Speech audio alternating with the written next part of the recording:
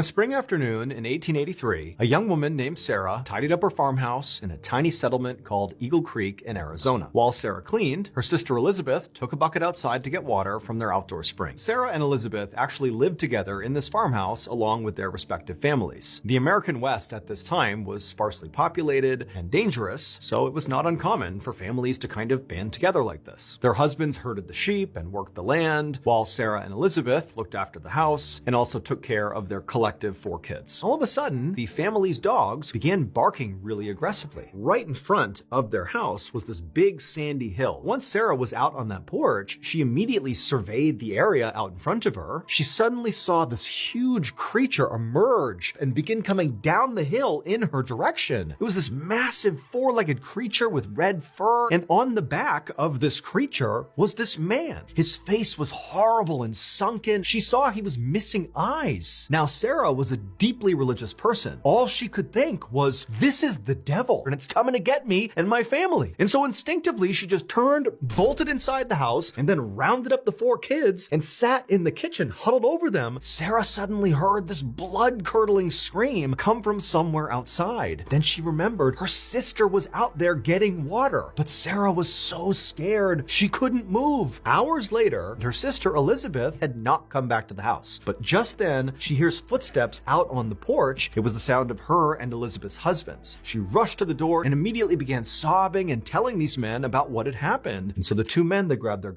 and as they turned the corner and they finally saw the spring, they also saw Elizabeth. She was dead. And so the coroner, he comes out. Elizabeth looked like she had been trampled to death. However, when he examined the hoof prints, they were way too big to be a horse's hoof print. Before long, basically everybody on the Arizona frontier had heard about the devil and the strange creature he rode. Together, they were called the Red Ghost. About a decade after Elizabeth's death, this farmer in eastern Arizona happened to look out his window, and there, standing in his turnip patch, was the so-called Red Ghost. He grabbed his and he fired. Once the creature was down, the farmer rushed outside. He knew immediately that all the stories about this creature had been wrong. It would turn out the Red Ghost was a combination of 2 very mortal beings. For folks in Arizona in the late 1800s, they would have no way of knowing what this creature was. It was a camel. It had been brought to the United States from the Mediterranean, and it had escaped captivity. The devil on the back of the camel was a man's decomposing corpse. We don't know who this man was. All we know is at some point he was riding this camel. This camel escaped, he died, and then this camel just roamed around Arizona for years with this corpse on its back. Today, the Red Ghost remains a local legend in Arizona. In fact, there's even a permanent statue of the camel in a small Arizona town called Quartzsite.